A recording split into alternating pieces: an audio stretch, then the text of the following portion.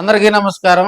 అద్దంకి నియోజకవర్గంలో గొట్టిపాటి రవికుమార్ కంటే ముందు 4 సార్లు ఎమ్మెల్యేగా పనిచేసినటువంటి బాచిన చెంచు గరటీను మరి తెలుగుదేశం ప్రభుత్వం మర్చిపోయిందా?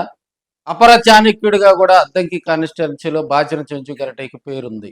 సో గొట్టిపాటి రవికుమార్ గారు 2 దశాబ్దాలుగా ఆయన వరుసగా కూడా గెలుస్తూ ఉన్నారు. ఈయన కంటే ముందు 1983, 85 అదేవిధంగా 1994, 99 4 దఫాలుగా కూడా అద్దంకి ఎమ్మెల్యేగా కూడా బాచిన చెంచు గరటియ 4 సార్లు ఎమ్మెల్యేగా పనిచేసినటువంటి సందర్భాలు మనం చూసాం. అప్పట్లో అద్దంకి ఎమ్మెల్యే ఎవరంటే చెప్తే గరటయ్య పేరు చెప్పేవారు, లేదంటే బలరాం గారి పేరు చెప్పేవాళ్ళు, లేదంటే గొట్టిపాటి ఇప్పుడున్న ట్రెండ్లో గొట్టిపాటి రవికుమార్ గారు. అప్పట్లో అద్దంకి ఎమ్మెల్యే ఎవరంటే టక్కును గుర్తొచ్చే పేరు గరటయ్య పేరు.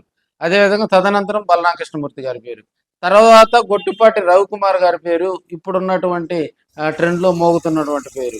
సో అలాంటి రాజకీయ చతురత ఉన్నటువంటి బాచిన గరటయ్యను తెలుగుదేశం పార్టీలో పక్కన పెట్టారా? ఆయనకంటూ కానీ ఇంతవరకు ఒక పదవి కేటాయించడం లేదు. సో 2019 ఎన్నికల్లో ఆయన వైసీపీ తరఫున గొట్టిపాటి రవికుమార్ మీద అద్దంకి కాన్స్టిట్యున్సీలో పోటీ చేయడం జరిగింది. అప్పుడు ఓడిపోవడం జరిగింది. తన కుమారుడు బాచిన కృష్ణ చైతన్యాన్ని కూడా వైసీపీ నియోజకవర్గ సమన్వయకర్తగా కూడా అద్దంకి కాన్స్టిట్యున్సీలో నియమింపు చేసుకొని దాదాపుగా 2024 ఎన్నికలకు ముందు కూడా వారు వైసీపీలో ఉన్నారు. వైసీపీ టికెట్ వస్తుందని ఆశపడిన వేళ కూడా చివరి మినిట్లో వైవి సుబ్బారెడ్డి చక్రం తిప్పటం, అదేవిధంగా పాయన హనుమరెడ్డిని అక్కడ వైసీపీ సమన్వయకర్తగా బిఫోర్ ఎలక్షన్ నియమించడంతో మరి బాచిన కృష్ణ చైతన్య, బాచిన చెంచుగరట వీరిరువురు కూడా డైనమాలో పడ్డట్టుగా కూడా తెలుస్తుంది. అప్పటి వరకు గొట్టిపాటి రవికుమార్ తోటి వీరికి విభేదాలు ఉన్న వేళ, ఒకరికొకరు కయ్యానికి కాళ్ళు దూకున్న వేళ, లాస్ట్ మినిట్ లో కూడా గొట్టిపాటి రవికుమార్ చంద్రబాబు నాయుడు గారి సమక్షంలో బాచిన కృష్ణ చైతన్యాన్ని గరటయ్యని కూడా తెలుగుదేశం పార్టీలో చేర్పించడంతో గొట్టిపాటి రవికుమారు అక్కడ ఒక అడుగు ముందుకు వేసాడని కూడా మనం తెలియజేసుకోవచ్చు.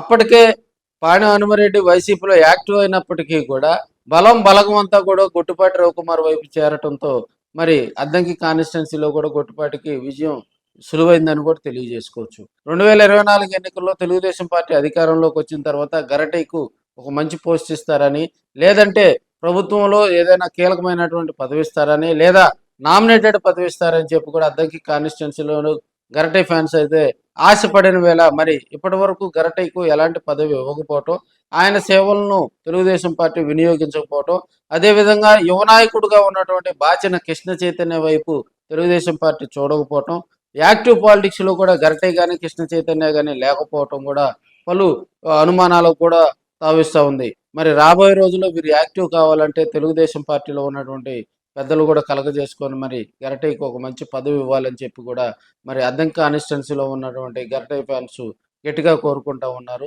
మరి చూద్దాం, మరి కొన్ని నామినేట్ పదవులు అదేవిధంగా పార్టీ పదవులు ఖాళీగా ఉన్న వేళ మరి ఆ వైపు చంద్రబాబు నాయుడు గారు గరటయ్య గారిని తీసుకెళ్తారా, లేకపోతే రాబోయే రోజుల్లో గరటయ్య ఎలాంటి స్టెప్ తీసుకుంటారు? ఎందుకంటే తన కురుడుకు ఫ్యూచర్ కూడా గరటయ్యకు ముడిపడి ఉంది కాబట్టి మరి చూద్దాం మరి.